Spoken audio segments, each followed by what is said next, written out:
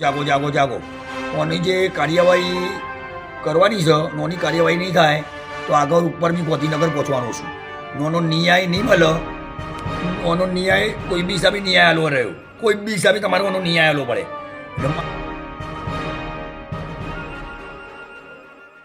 જાગો જાગો જાગો મોડાસાના મુસ્લિમ ગાંઠી સમાજના લોકો જાગો જાગો જાગો. આરોગ્ય મંડળ જે ટ્રસ્ટ ચાલે છે મોડાસાના અંદર ગાંઠી સમાજનું, એ ટ્રસ્ટના અંદર મુસ્લિમ ગાંઠી સમાજનો કોઈ ફાયદો નથી. એ ટ્રસ્ટના અંદર પ્રાઇવેટ કરતાં બી વધારે બિલ બને છે. એના અંદર પબ્લિક આજે હેરાન પરેશાન થઈ ગયું છે. ને સીમલવાળાનો જે 17માં રોજે એક દર્દી આવ્યો હતો સીમલવાળાનો, એનો બિચારાનો કેસ ઝીલતા નહોતા ને બિચારો હેરાન પરેશાન થઈ ગયો. તો અમારા મોડાસાના ગાંઠી સમાજના 2 લોકો ગયા, એમને એડમિટ કરાયા. તાણે એમને એડમિટ કર્યો ને જે બી સિરિયસ કેસ આવે છે આરોગ્ય મંડળના અંદર, એ સિરિયસ કેસના અંદર કોઈ ડૉક્ટર આવતો નથી. ટાઈમથી ડૉક્ટર મળતો નથી. કોઈ જાતનો ટાઈમથી ડૉક્ટર મળતો નથી. ને મોડાસાના મુસ્લિમ ગાંઠી સમાજને એક જાગૃત કરું છું કે આરોગ્ય મંડળથી મોડાસા મુસ્લિમ ગાંઠી સમાજનો કોઈ ફાયદો નથી. ને 27માં રોજે એક બનાવ બન્યો, મીડિયાના થ્રુ પગાર અલવડાવ્યો. એક પહેલા રોજાથી લઈને 27માં રોજ પગાર નથી હાલતા. અમે જાતે ઓલ ઇન્ડિયા રોડ લાઇન્સ ગયો, પગાર અલવડાવ્યો. પત્રકારને લઈને ગયો, પત્રકાર લઈને ગયા, પછી ટ્રસ્ટી પ્રમુખ ને બધા આવ્યા. પછી એમને માફી માગી ને પછી એ લોકોને પગાર આલ્યો. બોનસ 5000 રૂપિયા બોનસ આલ્યું, એમને પગાર આલ્યો. પહેલા રોજાના દો ને એમને પગાર આલી દીધો હોત તો આજે એ લોકોને બિચારોને કોઈ વસ્તુની કાર્યવાહી કરવી પડતી ના, રાજી ખુશી પતી દીધું. એને લીધે સમાજનું નામ, મોડાસા મુસ્લિમ ગાંઠી સમાજનું આરોગ્ય મંડળનું ટ્રસ્ટનું નામ, એના લીધે ટ્રસ્ટનું નામ બગડી ગયું.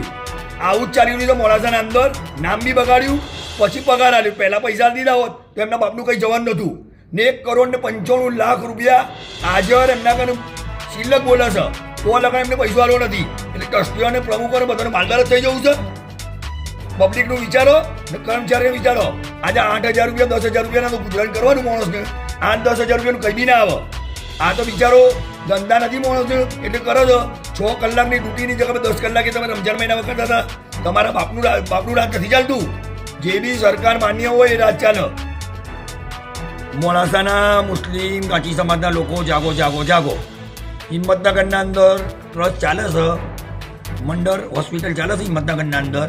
હિંમતનગરના અંદર 100 રૂપિયાનો કેસ હોય છે, 30-40% ડિસ્કાઉન્ટ મેડિકલના અંદર મળે છે. ને હિંમતનગરના અંદર જે ટ્રસ્ટ ચલાવું છે મુસ્લિમ સમાજના ઓરા, એ જે લોકો ટ્રસ્ટ ચલાવું છે એ લોકો હર વર્ષે 25-30 લાખ રૂપિયા ઘરના આપીને ટ્રસ્ટ ચલાવે છે.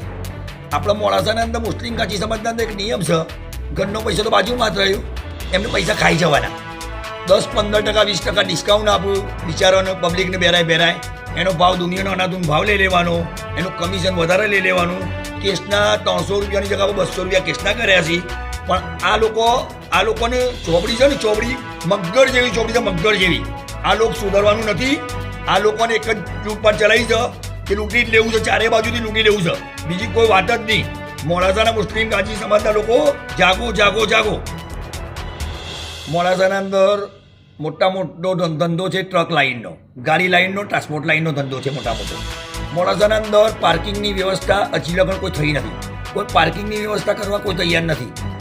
ડેકોવાળા કયો કે મોટા ઓનરો કયો, ડેકોવાળાનો અનાધૂન ટ્રાન્સપોર્ટ લાઇન છે, રોડ ટ્રાન્સપોર્ટ લાઇન છે, એની કોઈ વ્યવસ્થા કરવા તૈયાર નથી. ને ગાડીવાળાને ગાડી મેળવી હોય, આપણો માણસ, આપણો છોકરો કે આપણો બૈરું કે આપણો કોઈ બી માણસ એક્ટિવા લઈને નીકળ્યા હોય એટલે ગાડી રોડ પર પડી હોય, ગાડીઓ અનાદન રોડ પર ઊભી રહી છે. એની પાર્કિંગની વ્યવસ્થા બી મોડાસાના મુસ્લિમ ગાંઠી સમાજને કરવી પડે. મોડાસાના મુસ્લિમ ગાંઠી સમાજનો કોઈ પાર્કિંગની વ્યવસ્થા કરતો. જમીનો મોટા માણસોને જમીનો લઈ લીધી, શોરૂમ લઈ લીધા, હોસ્પિટલ એમના બાપનો કરી લીધો, આરોગ્ય મંડળ એમના બાપનું કરી લીધું, ટ્રસ્ટ એમના બાપનો કરી લીધો, ડેકો એમના બાપને કરી લીધો, ભવન એમના બાપનો કરી લીધો. એટલે મોડાસાના મુસ્લિમ ગાંઠી સમાજના લોકો જાગો જાગો જાગો.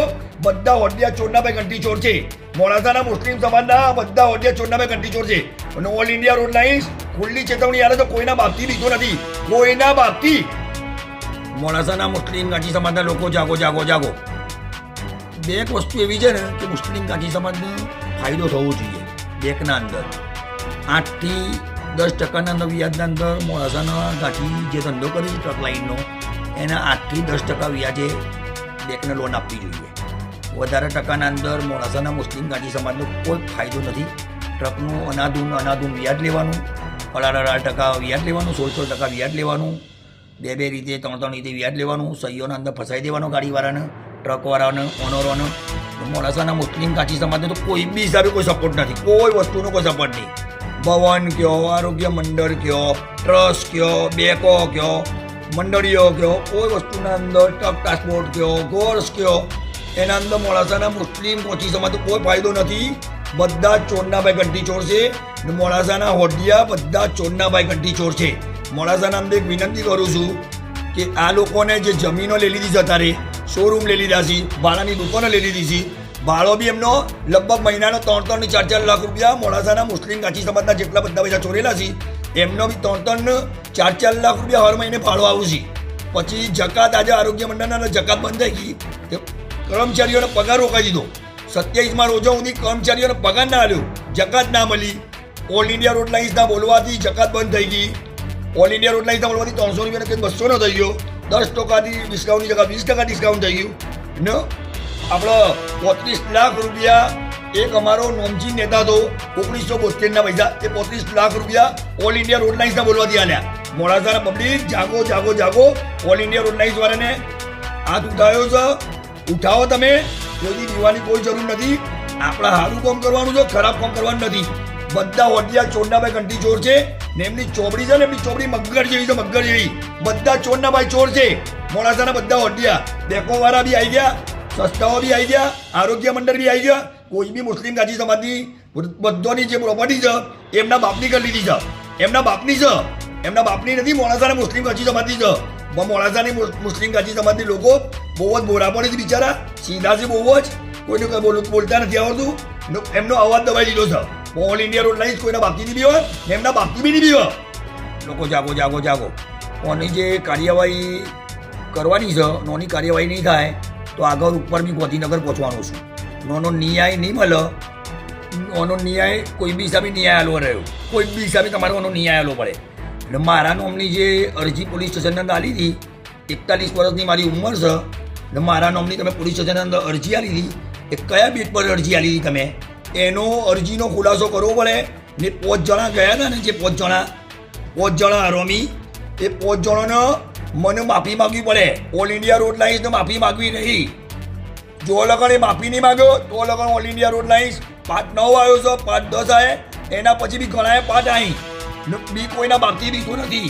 જેના બી જે હોડિયા હોય ને, જેના બી જે હોય ને, એ બધા અડધી રાતે મોકલી દેવાના. ગમે તે તાણ તૈયાર છું, ગમે તે તાણ.